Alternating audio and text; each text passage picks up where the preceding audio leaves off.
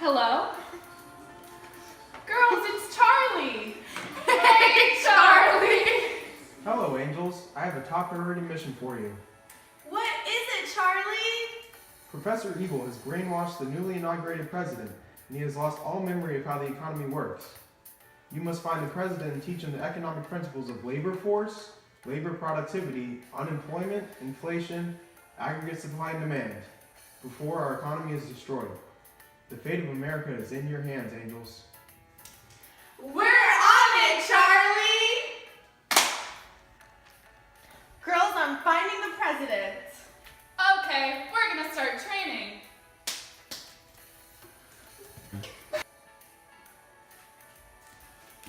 Mr. President!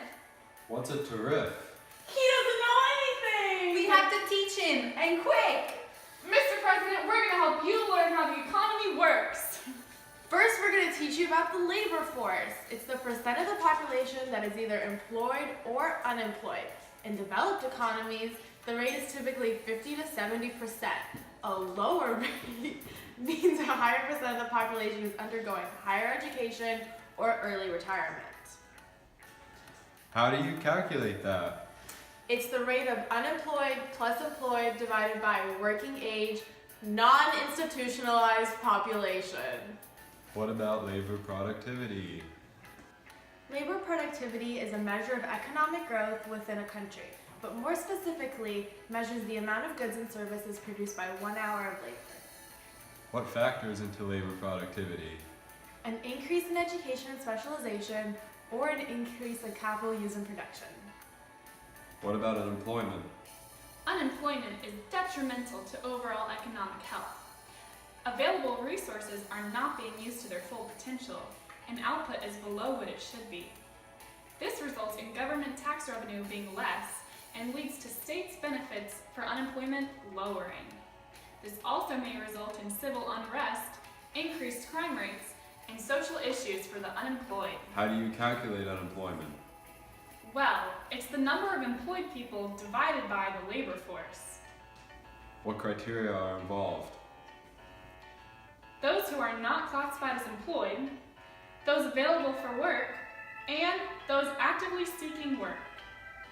What is inflation? Inflation is the rate at which prices of goods and services rise while the purchasing power of the currency falls. What is the general price level?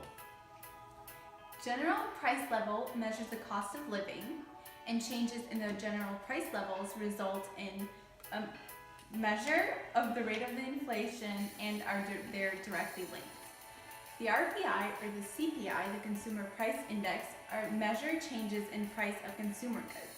This is done through surveys, which provide weights, recording of how much the items have changed, and the percent change in price multiplied by its weight. How do you calculate the general price level? The formula to figure out the inflation rate is CPI2 minus CPI1 divided by CPI1 times 100. CPI1 stands for the CPI in the second period, while CPI1 stands for the CPI in the previous period. What is aggregate supply and demand? Aggregate demand is the total spending on an economy's goods and services in a given time period.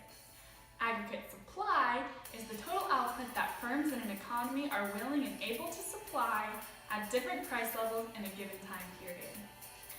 The four determinants of aggregate demand are consumption, investment, government spending, and net exports. What does the long-term aggregate demand graph look like?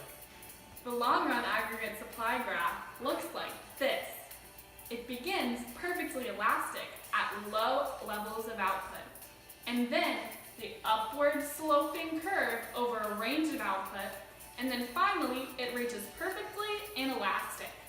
This graph emphasizes that in the long run, the economy can operate at any level of output.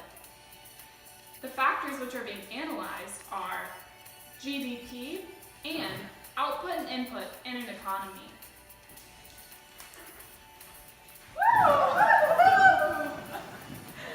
Thank goodness we helped the president understand the economy. Charlie will be so proud of us. We should call him! Yeah!